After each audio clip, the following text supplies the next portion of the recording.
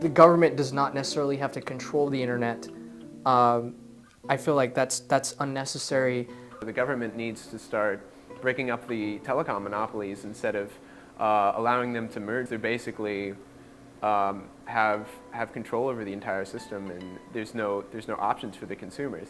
But when you put the options there and there's competition, then the prices will be driven down, and services that the consumers don't like will not be purchased. I mean, how many internet providers can you choose from in your hometown? Thanks to government regulation, decades of subsidies, and more mega mergers. There's no way that a small company is going to be able to come in and compete with these big corporations because they don't have the infrastructure. Well, I mean, a lot of what Nate said about legislation being all messed up makes sense to me. Well, I mean, how else are you going to protect net neutrality? Light legislation, just to, as little as you can do to disturb what's going on. After a segment of Pearl Jam's performance at Lollapalooza in Chicago was muted, monitors hired by AT&T cut 2 lines from a song. George Bush, leave this world alone.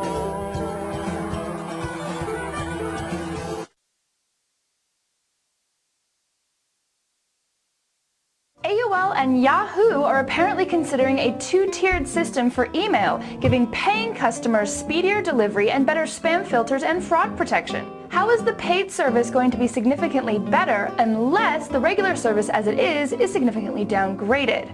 There was a huge turnout for a public hearing in Boston on the future of the internet. But when many citizens reached the door, they were turned away and left out in the cold. Why? Because the cable giant Comcast paid people like these to fill the seats. I don't even know what's going on. Boston hearing is part of a larger investigation into Comcast's blocking of internet traffic. Companies like Verizon and AT&T are creating their own internet-based television content, and so while they're making Google and Yahoo pay more for reliable access, they'd be reserving bandwidth on their own pipes for their own competing content. And in Congress right now and the Senate are all aflutter.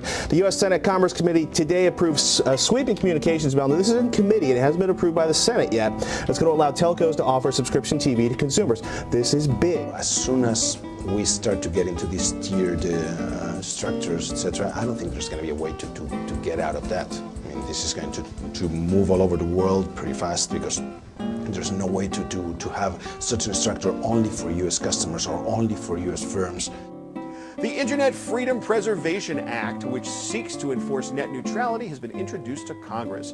The bill would give the FCC the power to ensure that Internet service providers treat all traffic equally. The FCC is investigating complaints that Comcast has interfered with certain types of web traffic, specifically peer-to-peer file sharing. Comcast denies blocking any kind of traffic, saying that it only manages protocols during high traffic periods. There wasn't a transparency to some of the network management practices that have been engaged in, and I think that that's a significant concern that I have with the way that these network management practices were engaged in by Comcast. I will take a backseat to no one in my commitment to network neutrality, because once providers start to privilege some applications or websites over others, then the smaller voices get squeezed out and we all lose. Yes, we can. I think the internet should be free and open. Write letter to the congressman. Man the battle stations at SaveTheInternet.com to sign the petition, call your congresspeople, and share this message with friends. Call your congressperson, sign the petition, make media about it. The screen is saved, man. This thing's gonna last like 50 years. All right, awkward children. I'm all done kicking my tech knowledge.